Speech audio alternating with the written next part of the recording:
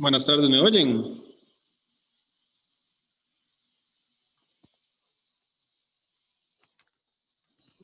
Sí, Sí, ¿se oyen todos? sí, se escucha bien. Bueno, perfecto. Bueno, buenas tardes, perdón, es que tuve un problema ahí con la computadora, entonces lo voy a hacer a través del celular. Básicamente hoy se me asignó la revisión dentro de los temas del semestre, lo que era más que todo las manifestaciones neurológicas asociadas a lo que es el COVID. Entonces es una charla concisa, puntual, revisión de la mayoría de los casos, porque lo que hay en la literatura son casos y series de casos relacionados con las manifestaciones neurológicas del COVID, para ver en cuáles enfermedades principalmente van a afectar y en cuáles manifestaciones se han documentado hasta el momento con esta infección a nivel mundial. Entonces, básicamente, cuando se habla de neurocovid, salen varias incógnitas o varias preguntas a tomar en cuenta. Lo primero es qué tan prevalentes son las manifestaciones neurológicas en los Robert, ¿usted pacientes. está compartiendo la presentación? Sí, no se ve. No, no se ve nada. Bueno, Bueno, no sé si los demás sí lo ven.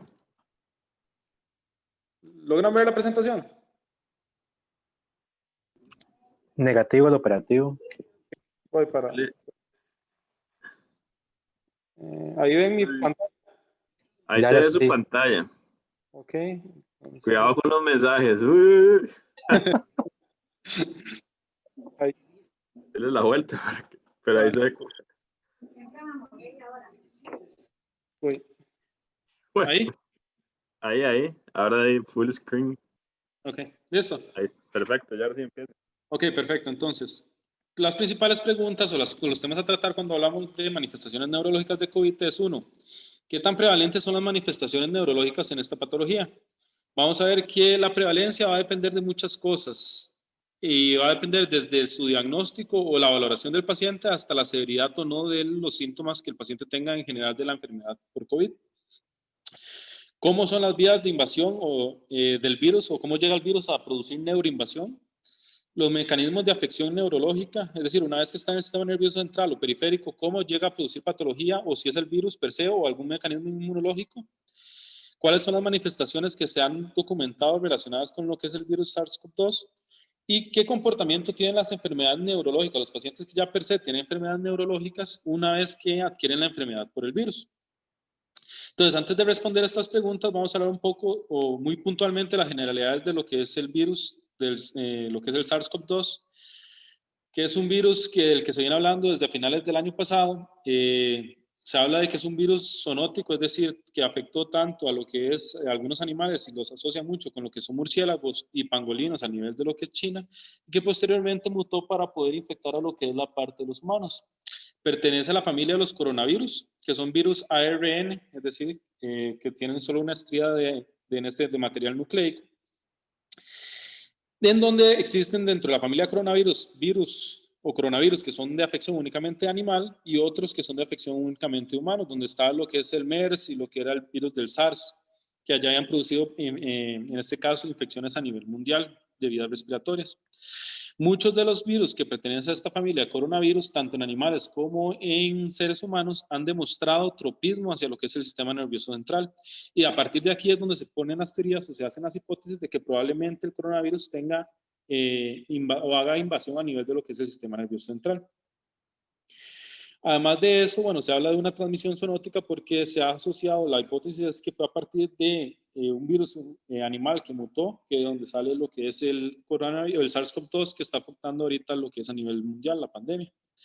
Y lo otro es que a pesar de que tiene ciertas características similares y hace procesos infecciosos similares a lo que era el virus del SARS y el virus del MERS, este tiene algunas características que lo hacen con un nivel de infección, un nivel de contagibilidad bastante alto, hasta 10 o 20 veces más de lo que era el virus del SARS, principalmente porque la proteína que es conocida como la proteína espiga o espina del virus del coronavirus 2 o SARS-CoV-2 es sumamente afín para lo que es la enzima AC2, que es la enzima convertidora de angiotensina 2, y por ende es muchísimo más infeccioso de lo que era el virus SARS, y probablemente por eso es que hay mayor cantidad de casos que cuando hubo la epidemia por lo que fue el SARS.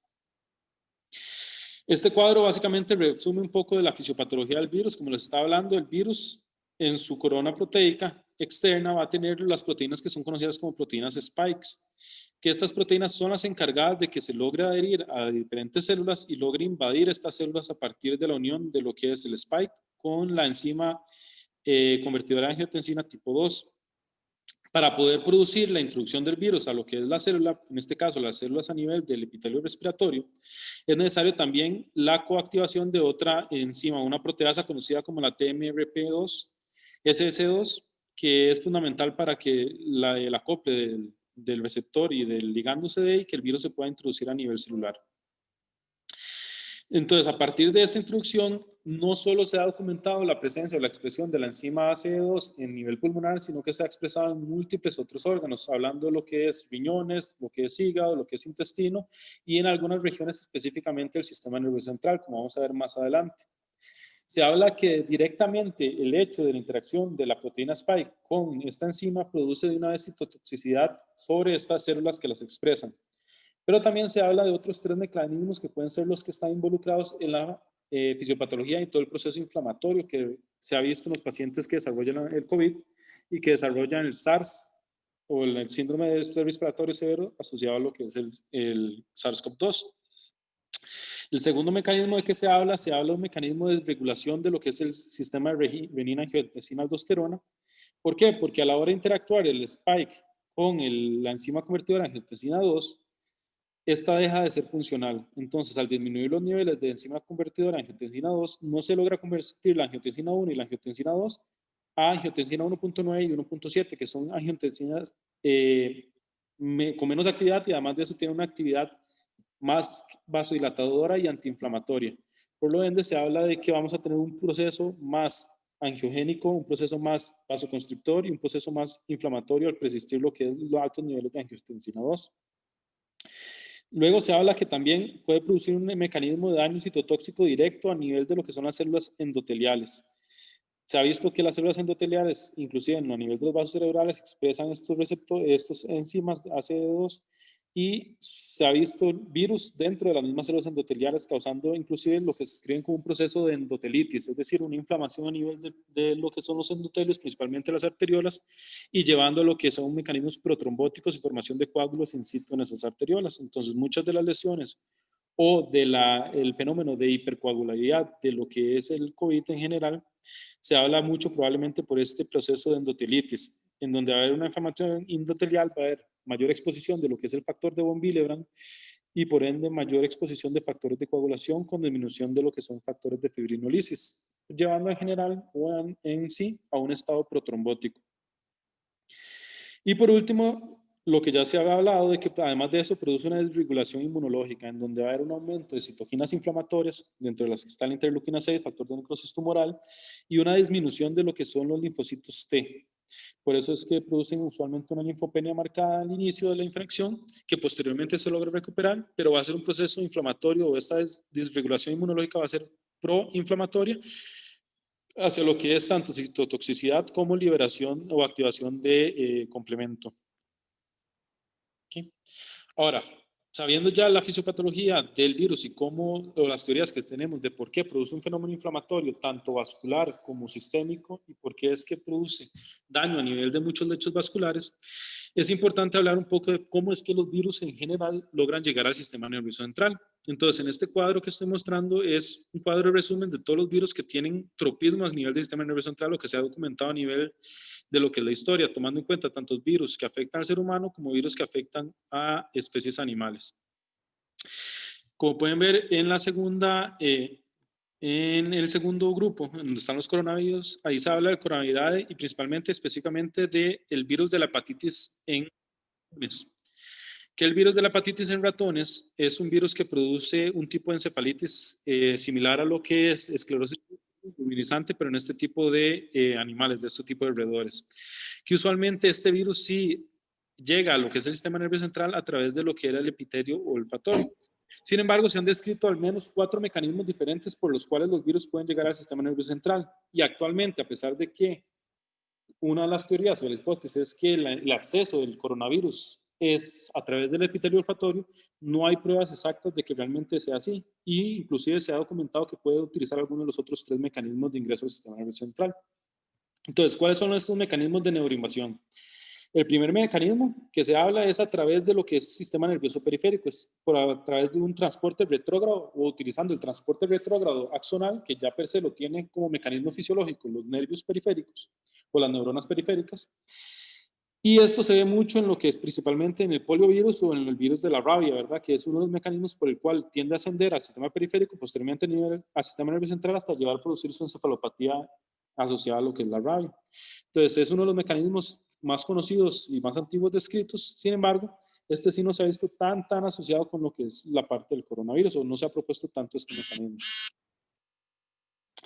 El segundo mecanismo de neuroinvasión es a través de lo que es el epitelio o el epitelio olfatorio o el neuroolfatorio, en donde vamos a tener las neuronas modificadas, que van a ser los receptores olfatorios bipolares, llegan a lo que sería el bulbo olfatorio, y a través de esa conexión con los glomérulos va a llevar a través de las células mitrales. Ahora, hay un problema en cuanto a este mecanismo, en cuanto a lo que es el COVID, que es el más aceptado, o por lo menos el que más se habla.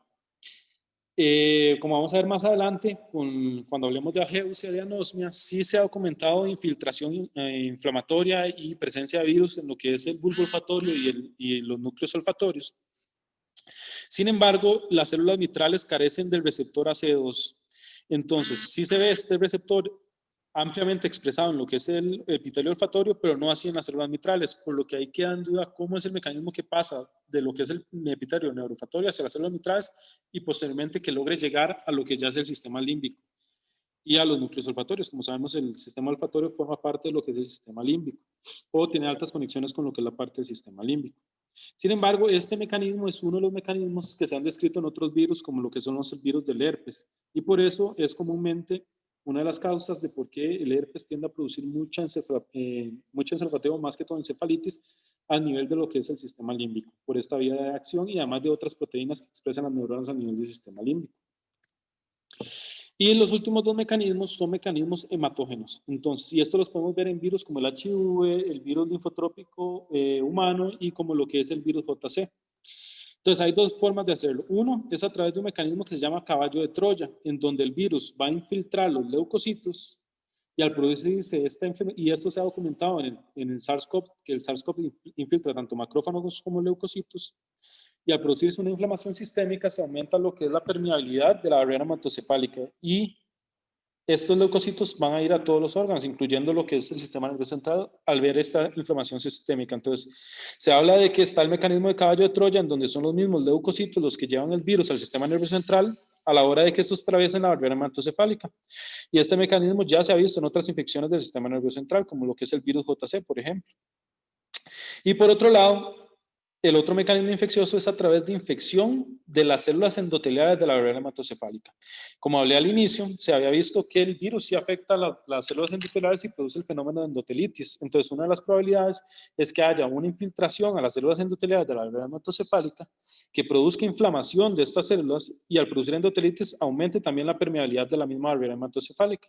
Y además, por continuidad, es posible que este virus pase de las células endoteliales hacia lo que serían los podocitos de los astrocitos y el resto de células a nivel del sistema nervioso central. Entonces, esos son los 4 mecanismos que se han propuesto, siempre dándole más apoyo, más efecto por su vía de entrada al sistema o al cuerpo o al individuo a través de la vía olfatoria o la vía respiratoria, hacen que sea probablemente más factible la vía del epitelio neuroolfatorio. Sin embargo, se puede documentar que hay alta probabilidad de que también tenga invasión a nivel hematógena, ya sea cualquiera de estos 2 mecanismos. Ahora, hay documentación de neuroinvasión, hay reportes ahora, de casos y de series de casos en autopsia, en donde documentan infiltración de neuronas a nivel frontal y en algunos otros áreas de ganglios basales, de neuronas con el virus dentro en bajo nivel viral, es decir, no una alta carga viral, pero sí se documenta el virus dentro de lo que es la parte de neuronas. Hay un estudio chino importante en donde se trató de documentar por medio de inmunoquímica cuáles áreas cerebrales son las que más tienen representación o más expresan lo que es la enzima convertidora de angiotensina 2, y se vieron que hay sitios específicos a nivel del cerebro, a nivel del encéfalo, que presentan gran cantidad o mayor cantidad de expresión de esta proteína, no de esta enzima, y las que establecen principalmente la sustancia negra, las áreas periventriculares, el giro temporal medial, la corteza singular posterior y el bulbo olfatorio. Y se ha visto que estos receptores también se expresan no solo a nivel de las células neuronales o las de las neuronas, sino también hay expresión a nivel de las células gliales, tanto de los oligodendrocitos como astrocitos principalmente. Y como sabemos, hay un gran volumen de células gliales a nivel de lo que es el encéfalo. Entonces, probablemente no solo hace una patología o un daño a nivel neuronal, sino también a nivel glial, como otras patologías del sistema nervioso central. Ahora, hay un problema cuando hablamos de neurocovid, y el problema es que tiene ciertos sesgos o ciertas cosas. La gran mayoría de la literatura que hay a nivel internacional, a partir de lo que fue el boom en febrero o marzo, y muchos de los estudios reportados son a nivel de estudios de casos de China, eso es lo que son, estudios de casos o de series de casos, por lo que no tienen tanto peso desde el punto de vista estadístico. Y si se pueden analizar cada uno de esos estudios per se, muchos tienen mucha heterogeneidad en lo que es la parte de la metodología en cuanto a que se reportan estos casos o no. Haciendo algunos puntos o hincapiés específicos, muchos casos son reportados como patología asociada al neurocovid, simplemente por la clínica, porque al inicio se obviaban muchos estudios que normalmente se le hacen a los pacientes con manifestaciones neurológicas. Entonces se obviaba la realización de velocidad de conducción nerviosa, se obviaba la realización de punciones lumbares, se obviaba la realización de un examen neurológico per se, o de estudios de neuroimagen. Entonces, muchos de los reportes de casos están asociados a la descripción subjetiva del paciente, a la evaluación tal vez de un médico no neurólogo, con un examen neurológico que tal vez pueda tener incongruencias cuando se tiende a comparar con otros estudios neurológicos que se hacen a pacientes ya con manifestaciones neurológicas. Entonces, esas son muchas de las críticas que se le hacen a los pacientes o la descripción de fenómenos neurológicos en pacientes con COVID. Además de eso, muchos de los que se han descrito es a nivel hospitalario, por lo que no sabemos cuál es la presentación o las manifestaciones de pacientes que se han mantenido de forma ambulatoria.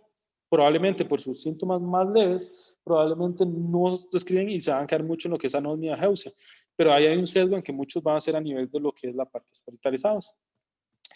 En general, se habla de que hasta un 50% de los casos de pacientes que están infectados con COVID van a tener alguna manifestación neurológica. Ahora, nuevamente hay otro problema. Cuando hablan de manifestaciones neurológicas, usan términos muy vagos, como por ejemplo cefalea, debilidad, mialgias, calambres, que inclusive no necesariamente tienen que tener un proceso fisiopatológico neurológico de fondo, sino que pueden ser nada más manifestación de un sistema, de un proceso de inflamación sistémica, un proceso de afectación sistémica, y no quiere decir que esto realmente sea una manifestación neurológica del COVID.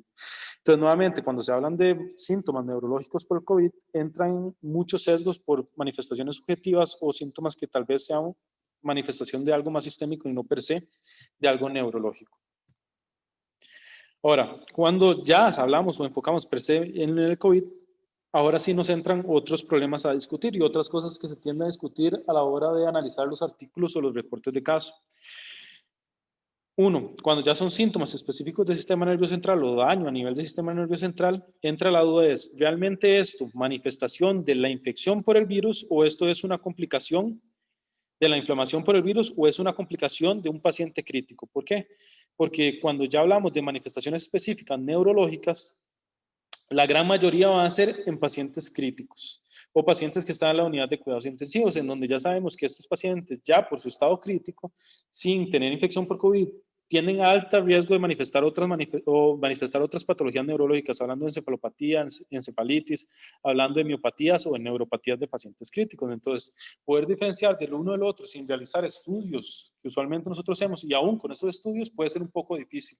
Y muchos de estos se ha achacado directamente a lo que es el virus, donde ya ahí se hace un sesgo de causa-efecto en cuanto a lo que serían las manifestaciones de neurocovid. Y lo otro es que a veces estos pacientes que están en cuidados intensivos, muchos de estos tienen mucha comorbilidad y no sabemos cuánto es el peso de la comorbilidad que ya lleva años de estar ahí y cuánto es el peso del COVID en cuanto a las manifestaciones que este paciente va a tener a nivel neurológico. Entonces, nuevamente ahí se hace un sesgo para poder decir efecto, causa-efecto, a pesar de que sí hay algunas enfermedades que ahorita voy a mencionar, neurológicas, que han aumentado su incidencia con esta pandemia y que probablemente sí hay un efecto como factor de riesgo independiente por el COVID.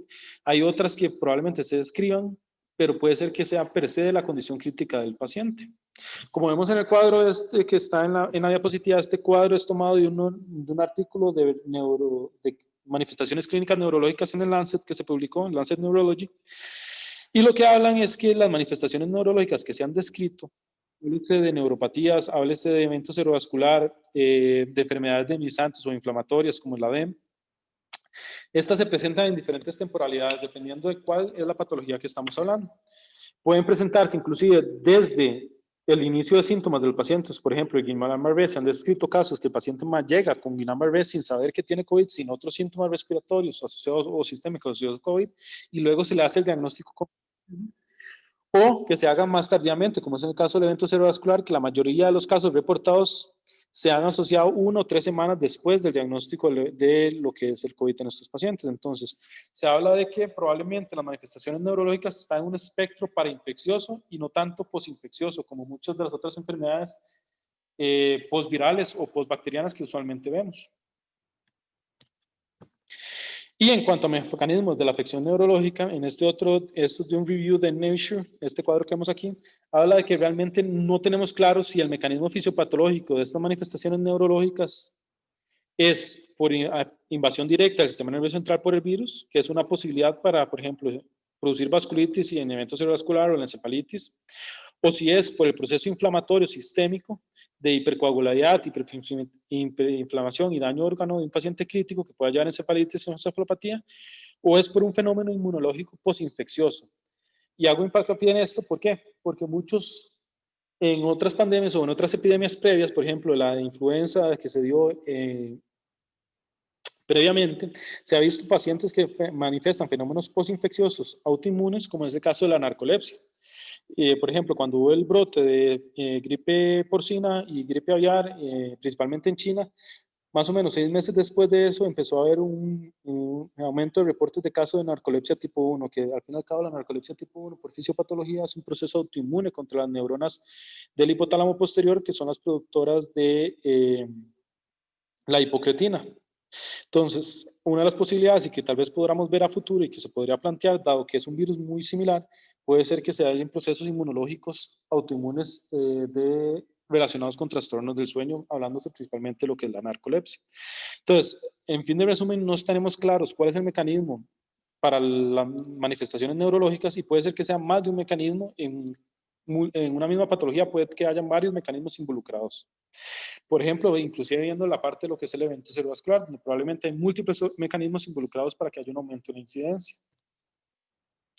Ahora, ya entrando en los trastornos que realmente se han asociado a o que se han visto con una relación causa-efecto un poco más fidedigna, en el punto de vista neurológico, el más prevalente, casi que en el 80% de los casos de pacientes que han sido infectados por COVID, es trastornos del olfato y del gusto.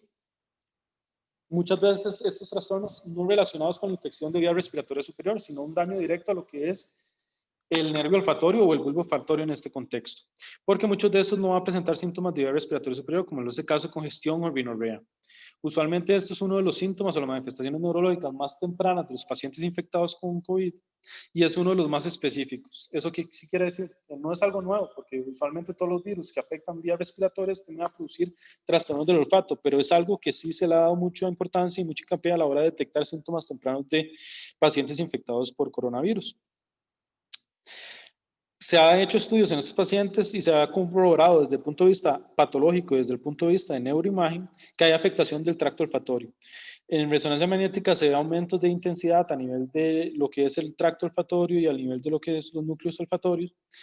Y a nivel de autopsia se ha observado daño accional e infiltración inflamatoria en lo que es el tracto olfatorio. Los hallazgos de neuroimagen se han visto en controles posteriores de pacientes que han logrado superar el virus, que estos hallazgos son irreversibles e inclusive se han descrito unos estudios que hasta un 44% de los pacientes que hacen anosmia en menos de 8 días logran producir una reversión y recuperación de lo que es el olfato. La gran mayoría de ellos logran recuperar lo que es la parte del olfato. Entonces produce un proceso probablemente inflamatorio, pero no necrótico de lo que es las vías olfatorias. En la gran mayoría. Otra de las manifestaciones que se reporta mucho es la encefalopatía asociada a pacientes críticos con coronavirus. Ahora, el problema aquí es que, ¿qué tanto puedo yo discernir si realmente esa encefalopatía es asociada al virus y bajo cuál principio fisiopatológico? Porque los pacientes per se en estado crítico van a tener múltiples etiologías que pueden producirle un estado encefalopático. Como ven en el cuadro verde a la par, probablemente la causa de la encefalopatía de estos pacientes va a ser multifactorial. ¿Por qué? Porque estos pacientes, además de eso, van a tener daño a órganos o múltiples órganos, tomando en cuenta lo que es el hígado. Entonces pueden hacer hepatopatías, pueden hacer nefropatías agudas, van a tener un proceso séptico y muchas veces sobreañadido su proceso séptico a un proceso séptico bacteriano, trastornos hidroelectrolíticos. Entonces, tiene múltiples causas para que un paciente pueda desarrollar una encefalopatía tóxico-metabólica, que usualmente va a ser los hallazgos inespecíficos que vamos a tener a nivel de electroencefalograma. Sin embargo, una de las esquemas o de los mecanismos fisiológicos que más presentado, que más han hablado, es de esa hipoxemia silente que el paciente mantiene, que probablemente a partir de un mecanismo hipóxico o de hipoxemia es que el paciente desarrolle cierto grado de encefalopatía. Y esto se ha visto y se describe mucho porque en las unidades de COVID a nivel mundial, inclusive aquí a nivel del país, se ve que pacientes que están con hipoxias marcadas, a pesar de cánulas de alto flujo, empiezan a producir trastornos de conducta, trastornos de comportamiento, inclusive alteraciones del sensorio. Y es muy común ver que estos pacientes empiezan a quitarse todos sus mecanismos de oxigenación, se empiezan a quitar todos los mecanismos de monitorización y se ven que realmente el paciente tiene una alteración en su estado de conciencia y que no está procesando adecuadamente o alteración en sus funciones cognitivas. Se plantea que puede que haya algún efecto o algún mecanismo en cuanto al punto de vista del BOL, de aumento de citoquinas e inflamación, porque y esto es más que todo el reporte de algunos casos que se han visto que pacientes luego de su proceso infeccioso viral agudo se logra extubar, pero se mantienen varios días sin lograr recuperar su estado basal desde el punto de vista neurológico, se mantienen en un estado encefalopático, que han decidido tratar con dosis altas de esteroides con metilprednisolona y que han visto respuesta en estos pacientes. Ahora, realmente si de fondo hay un proceso inflamatorio o no, queda la duda y nuevamente poca evidencia porque son reportes apenas de pocos casos que se han documentado. En este estudio era alrededor de 5 casos que se habían recomendado que respondieron a esteroides y regresaron a su basal luego de haber dado los esteroides. Y queda muy difícil nuevamente, ¿por qué? Porque se puede manifestar tanto como un síndrome confuncional hipoactivo o hiperactivo o realmente como un estado encefalopático con tendencia a la somnolencia. ¿Qué se ha visto en los pacientes con encefalopatía? Que la gran mayoría de ellos realmente tiene un daño estructural, ya sea un evento cerebrovascular, un PRES o una encefalitis, que ahorita vamos a ver algunas imágenes para ver los tipos de encefalitis que se han descrito en estos pacientes con coronavirus. Pero hay otro porcentaje de casos que realmente no se les logra documentar un daño estructural. Y es a estos en donde realmente se plantea la posibilidad de una encefalopatía metabólica asociada a la infección por el coronavirus. Que se han descrito en estos pacientes, realce meningio, se han descrito en otros, un proceso que es muy típico, principalmente en los pacientes que han estado más críticos y con evidencia de mecanismos protrombóticos, elevación de dímero D, disminución de fibrinógeno y alteración de pruebas de coagulación, que hace un proceso de leucoencefalopatía con microsangrados. Inclusive lo describen mucho como si fuera la variante de Weston Hertz de lo que es el ADEM, en donde hay microsangrados a nivel de todo lo que es la sustancia blanca, pero esto se ve más en los pacientes más críticos y ahorita vamos a ver algunos ejemplos de estos. Y algo muy específico que se ha descrito es una neurocitotoxicidad a nivel del esplenio, principalmente del cuerpo calloso, con necrosis del esplenio del cuerpo calloso en algunos casos de estos pacientes. Entonces, en estas imágenes lo que se ha visto es que producen mucho, por ejemplo, en la resonancia, los que se han logrado producir resonancia, hiperintensidades en T2 y en FLAIR, principalmente en lo que es la parte temporal mesial, como se ve en la figura A y en la figura B. Inclusive se han descrito un único caso en donde el paciente estaba con un proceso encefalopático, se documentó encefalitis y con alteración en electroencefalograma, se le hizo la resonancia magnética, se vio una hiperintensidad a nivel asimétrica, a nivel de lo que era la corteza temporal mesial, y se le cuantificaron anticuerpos anti-NMDA, los cuales estaban positivos y posteriormente respondió a tratamiento con esteroides y un supresor. Pero este es un caso únicamente contado, por lo que no se puede decir que haya una sucesión realmente de encefalitis autoinmune y pacientes con coronavirus, pero puede ser que preceda una encefalitis viral por el mecanismo de acción o de neuroinvasión a través del epitelio neurofactorio, como lo que es el caso del herpes, es una alta posibilidad. También se han visto procesos de afectación de sustancia blanca, leucoencefalopatía o tipo ADEM, como en el cuadro C, afectando lo que es en este caso sustancia blanca profunda, ganglios basales y afectando lo que es el tálamo y vía piramidal. Y en el caso de la figura número D, más bien es la variante hemorrágica en donde se ven ya, en este caso es un corte de susceptibilidad o un gradiente eco en donde podemos ver hipointensos las zonas de microsangrado aquí a nivel de lo que es tálamo y ganglios basales, asociado también a algunas zonas de hiperintensidad de sustancia blanca. Entonces, estas son algunas de las lesiones estructurales más comúnmente observadas en pacientes que han estado con encefalopatía.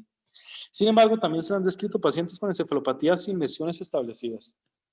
Lo usual en otros estudios de estos pacientes es que el electroencefalograma tenga hallazgos inespecíficos, probablemente más sugestivo de una encefalopatía tóxico-metabólica, con líquido cefalorraquídeo usualmente normal. En algunos casos se puede hacer el líquido PCR en líquido cefalorraquídeo por COVID, que no la podemos hacer aquí en el país porque la PCR que tenemos no está estandarizada para eso. Sin embargo, no necesariamente el hecho que no documentemos material genético del virus en el líquido cefalorraquídeo quiere decir que no haya una patología por el virus. Y esto es principalmente porque usualmente el virus no tiende a documentarse en el líquido cefalorraquídeo, porque no produce una destrucción tan marcada de la parte neuronal. Y los que se han documentado ahí probablemente es ya por la necrosis secundaria de otro mecanismo fisiopatológico.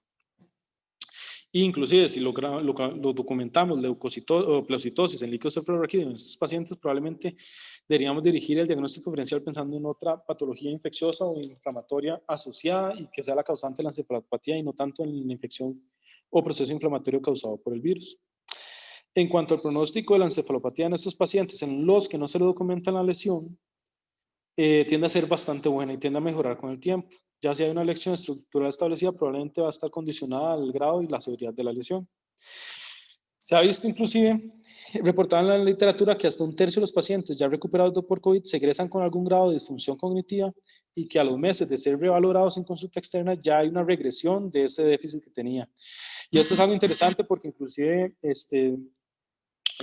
bueno, yo lo he podido observar y el doctor Villegas lo vimos en unos pacientes que tuvimos internados en la unidad de COVID, un paciente que se había egresado con cierto grado de desorientación y cierto grado de déficit amnésico, sin tener otras causas y con un TAC totalmente normal, y al cabo de 2 meses que le dimos de tiempo para control, ya el paciente venía totalmente recuperado en su basal y sin un franco déficit cognitivo tanto por clínica o evaluación clínica como así como por pruebas o de tamizaje neurocognitivo, por un MOCA, salió totalmente normal. Entonces algo interesante a tomar en cuenta es esto, que el hecho que el paciente esté encefalopático, si no hay un daño estructural, probablemente el paciente va a recuperar. Entonces el hecho que esté encefalopático no necesariamente va a ser un pronóstico para ese paciente y es algo que hay que tomar en cuenta a la hora de manejar pacientes en unidades de cuidados intensivos. Eso es diferente si ya lo documentamos una lesión estructural que ya, dependiendo del tamaño, va a depender del pronóstico neurológico de este paciente. Ahora, otra de las manifestaciones neurológicas que más asociación ha tenido y que más se ha hablado es el riesgo aumentado de eventos cerebrovasculares en estos pacientes o un aumento de incidencia de eventos cerebrovasculares de pacientes internados con coronavirus. Ahora, se habla de que la incidencia en eventos isquémicos es de un 0.4 a un 2.7% y que en los eventos hemorrágicos es de un 0.2 a un 0.9%.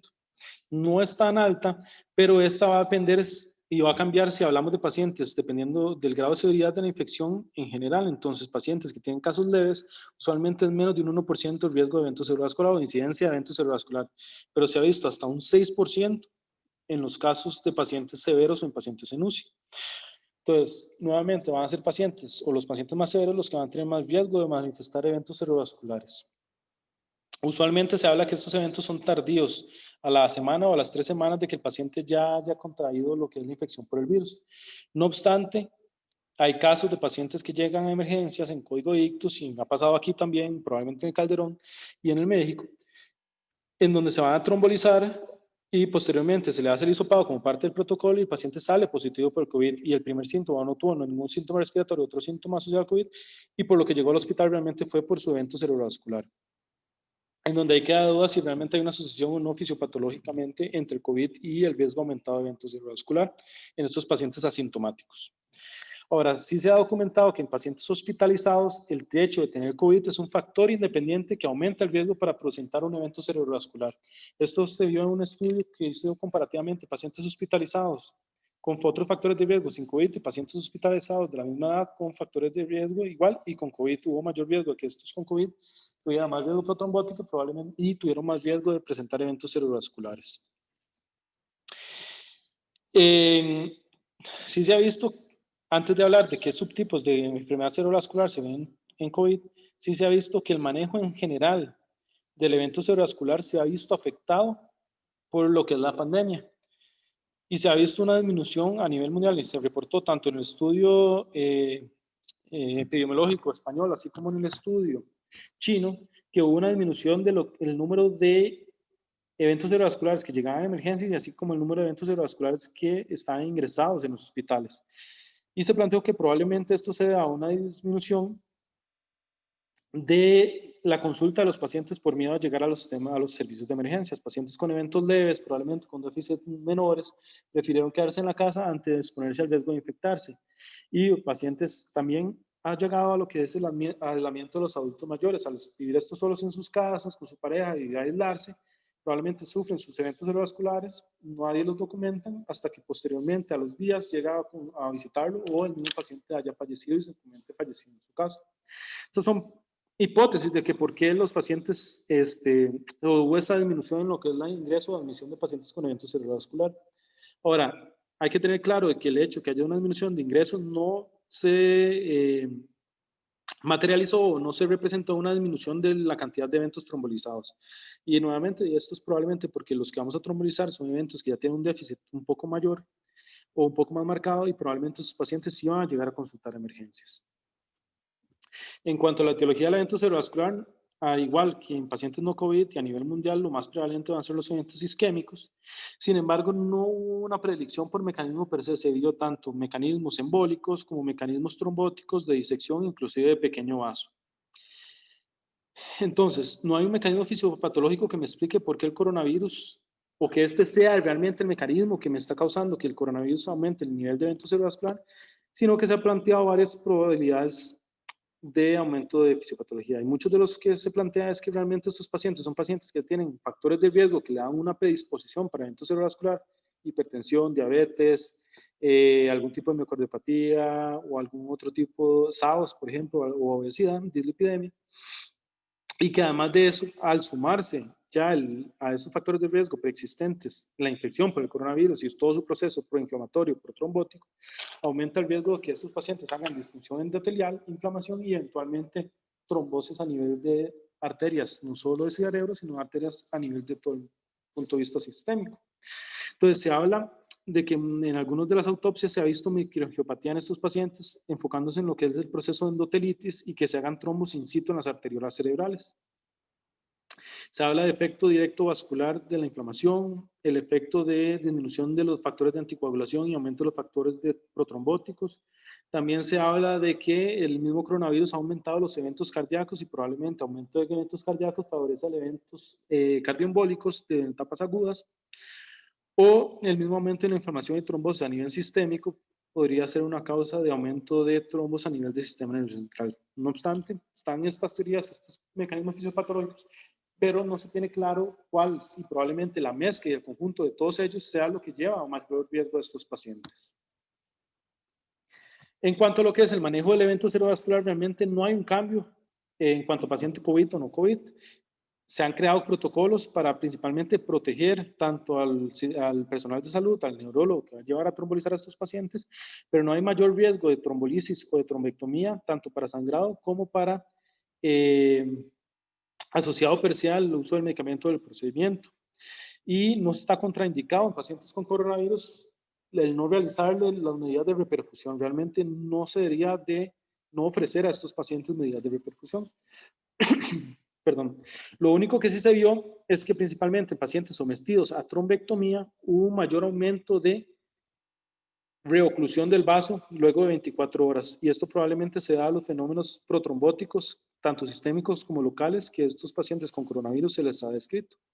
Entonces, que esta reoclusión en menos de 24 horas traduzca que el paciente va a quedarse con algún tipo de antiagregante o anticoagulante de forma aguda en estas 24 horas, realmente no.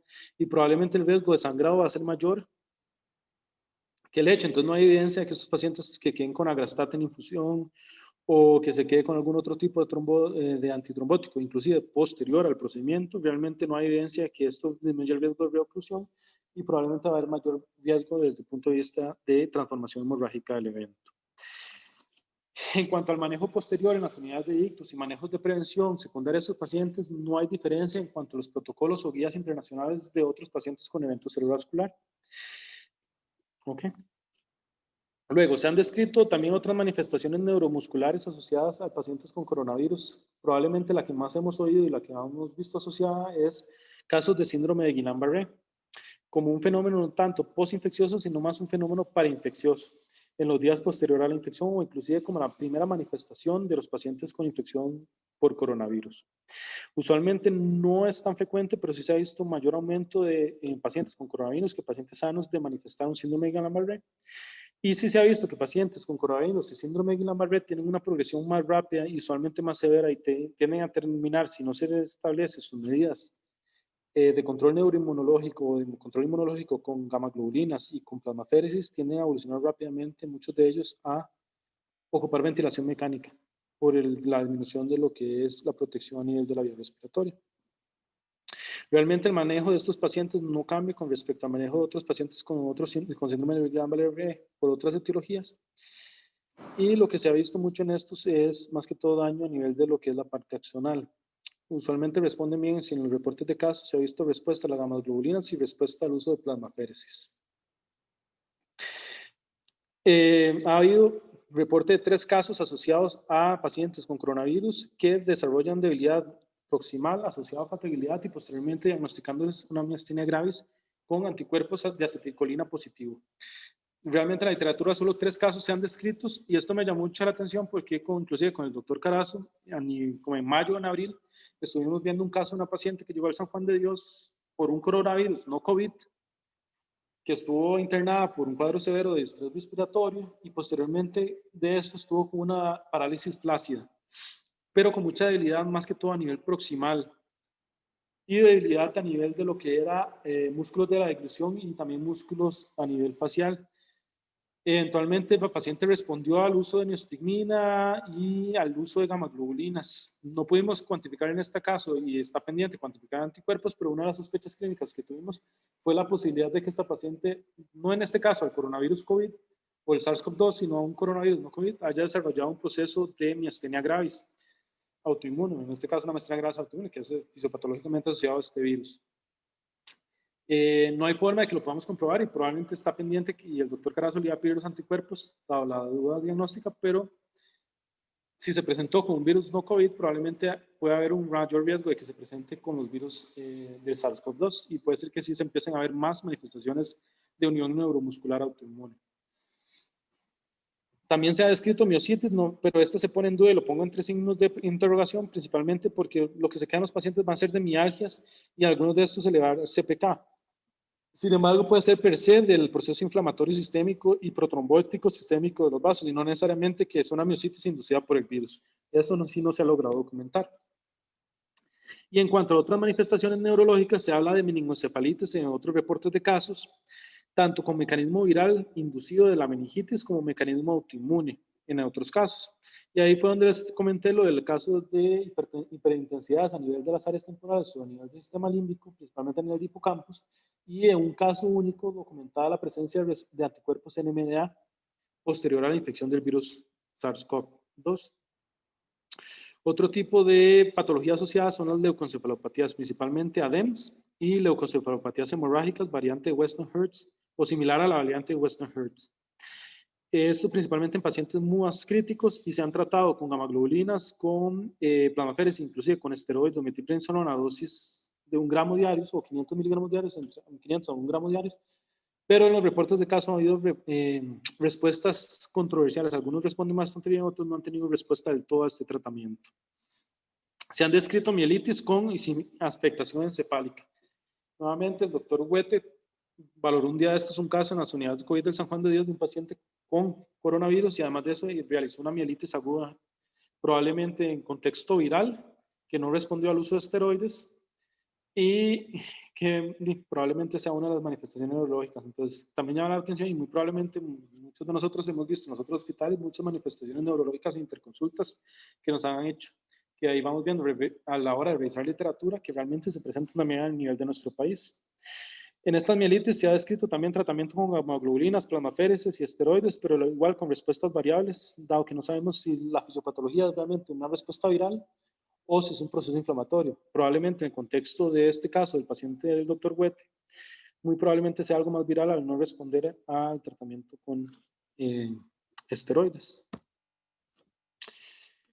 Y los últimos 3 que se han descrito, un síndrome inflamatorio multisistémico central, como es el caso de el síndrome inflamatorio sistémico de los niños o el Kawasaki-like, que se ha hablado a nivel de pediatría.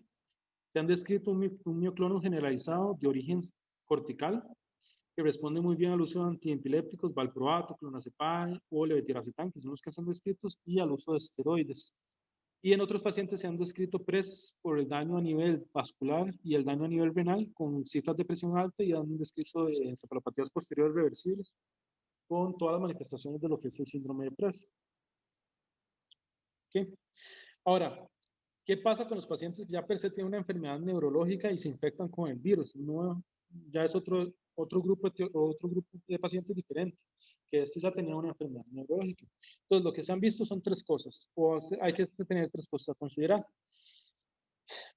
Pacientes que tengan enfermedades autoinmunes neurológicas que estén ya con un tratamiento inmunosupresor. Háblese de miastenia gravis, háblese de esclerosis múltiple. Realmente la evidencia es escasa y lo que se habla es que ante el riesgo-beneficio lo mejor es mantener sus tratamientos inmunosupresores, ya sea modificadores de enfermedad en el caso de esclerosis múltiple, así como los esteroides o ahorradores de esteroides en el caso de la miastenia gravis. Ya que no se ha visto y probablemente el hecho de suspender el medicamento o que el paciente tenga el medicamento, no hay evidencia de que esto vaya a empeorar la severidad con la que el paciente va a reaccionar a la infección por el virus. Entonces, no hay realmente evidencia de que esté con esteroides o con algún ahorrador de esteroides o que esté con algún modificador de la enfermedad en esclerosis múltiple, esto vaya a hacer que tenga un cuadro peor o más severo de coronavirus. Y probablemente el hecho de suspender el medicamento va a ser peor en el contexto de pronóstico o de secuelas de la enfermedad de este paciente. Hay que valorar si el paciente ya está infectado con el virus y está en un cuadro severo, probablemente se podría valorar hacer una terapia puente. Cuando se habla de terapia puente, principalmente enfocada en crisis miasténicas, darse gamma globulinas o darle plasmaféresis, suspender momentáneamente los ahorradores de potasio, de esteroides, mientras que el paciente sale de su crisis miasténica o su crisis aguda. Pero siempre valorando el riesgo-beneficio de qué va a ser peor, que el paciente tenga un nuevo brote, su enfermedad, que pueda comprometer su vida, o ante la no evidencia de que esto vaya a comprometer o a llevar a una infección severa de coronavirus. El segundo punto a considerar son las exacerbaciones de la enfermedad.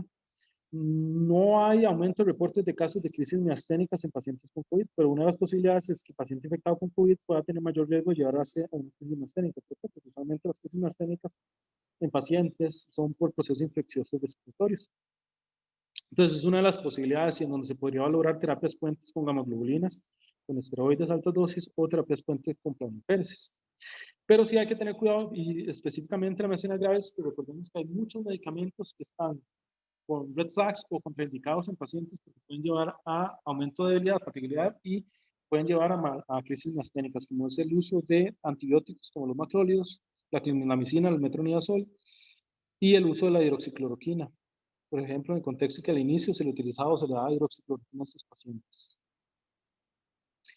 Y el tercer punto es, realmente, pacientes con enfermedades neurológicas pueden tener mayor riesgo de severidad sin importar su tratamiento. Pues sí, hay algunos que sí pueden tener, pero estos enfocados más en la cantidad de secuelas neurológicas que este paciente pueda tener ya previamente y su basal, es decir, su estado de funcionalidad o su estado de ranking, en la escala del ranking.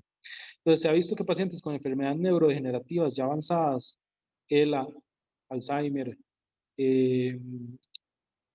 Huntington o algunas otras enfermedades neurodegenerativas y pacientes con eventos cerebrovasculares con ranking 4, ranking 5, tienen mayor severidad a la hora de estar infectados por COVID porque probablemente ya tienen un sustrato de fondo muy dañado y más factible que se compliquen con la infección del coronavirus. Básicamente esa era la revisión que traía de lo que hay en la literatura, basado mucho en la revisión de UpToDate y en algunos artículos de reportes de casos y de reviews de Nature y de Lancet. No sé si tienen alguna duda, alguna pregunta.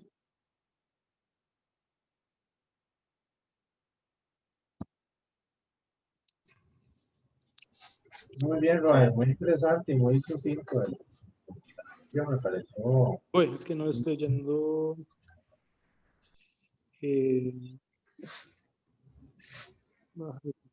¿Me oyen? Sí.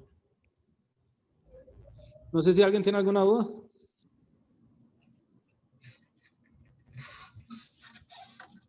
Algo estaba diciendo No, que muy bien, Vargas. no, Roger.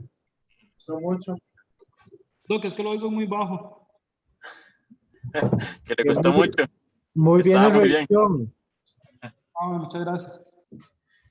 No, estaba muy bien la revisión. Ahí después nos pasa los artículos, el de Lancet, por lo menos para los dibujitos. Sí, claro.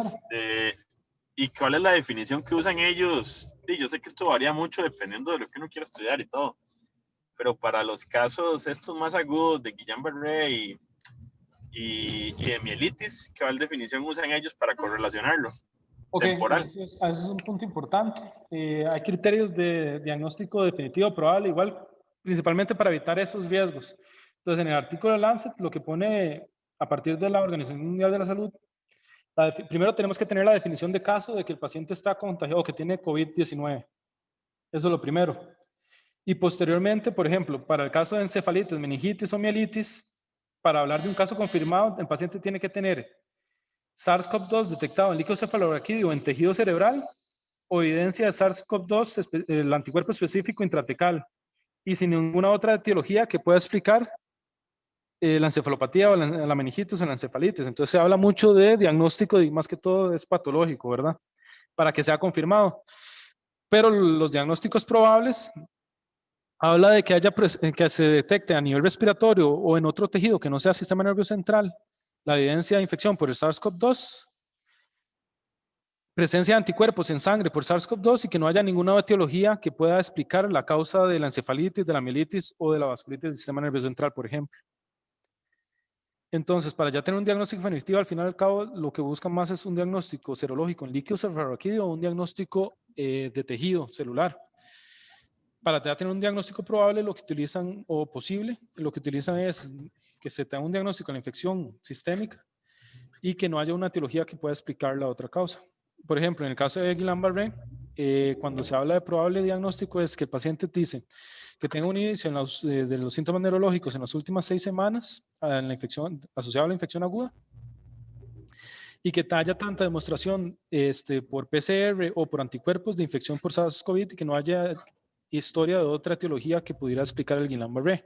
Y para hablar de posible, habla nuevamente en las últimas 6 semanas de la infección aguda, que haya detección de anticuerpos o por PCR y que no haya ninguna etiología comúnmente asociada a esto. Entonces, igual, la posible y la probable termina siendo muy similar, pero para ya hablar de definitivo, usualmente va a tener que ser un diagnóstico patológico o de tejido per se. O sea, por ejemplo, si le sale el Campylobacter y también tuvo COVID en algún momento, los más dicen que todos que usted lo relacione más con el Campylobacter. Probablemente se asociaría más a Campylobacter porque ya tenemos una causa comúnmente asociada a esa etiología. Ah, bueno, ok. Y por ahí el doctor Parajel les puso una que decía de epilepsia, convulsiones, crisis, aumento de la frecuencia de crisis y COVID. Ok, entonces, probablemente desde el punto de vista de un paciente que ya es epiléptico, puede aumentar su riesgo de crisis por el mismo proceso inflamatorio en general como cualquier otro proceso infeccioso. Entonces, que hagan pacientes, debuten con crisis de nuevo, principalmente en pacientes, sí se ha descrito, pacientes como crisis convulsivas y principalmente en pacientes que tengan algún proceso o que estén en un estado encefalopático clínicamente o que estén en un estado o encefalitis clínicamente ya con evidencia a nivel de líquido cefalorraquídeo o de neuroimágenes. Por lo menos eso es lo que se ha descrito. Ahora, puede ser por todo el proceso inflamatorio que sí aumente el riesgo de que pacientes aumenten o se descontrolen sus procesos, su control de su epilepsia. Es una posibilidad, como pasa con cualquier otro proceso infeccioso o con cualquier otro proceso inflamatorio en general. Pero también hay que tomar en cuenta de que ya un paciente epiléptico infectado con el virus es un paciente que también se va a complicar por procesos trombóticos, se va a complicar por trastornos hidroelectrolíticos o sobreinfecciones. Entonces, todo eso per se también puede llevar a que el paciente se descompense de sus enfermedades.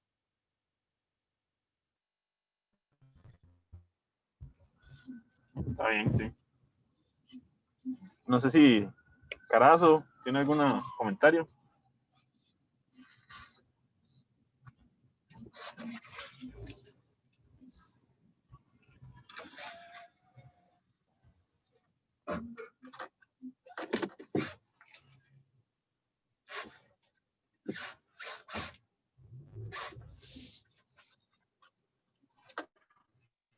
Bueno, ahí no. Okay. Muy bien, Roger. La idea es seguir revisando los martes a la 1. Okay, Entonces, para la otra semana te preparas alguno de los temas que ya tenías ahí. Ok, Y no nos hay ningún vemos problema. entonces el martes. Los Igual que hay unos tengo, bueno, pendientes ahí preparados, que podría ser los de cefaleas atípicas o secundarias, que también está revisión de trigeminales autonómicas, o está lo del síndrome de piernas inquietas. si quieres revisar lo de cefaleas atípicas. Ok, perfecto. Entonces la parte 1 de cefaleas secundarias y atípicas. Bueno, entonces nos vemos. Bueno, perfecto, muchas gracias. Más bien.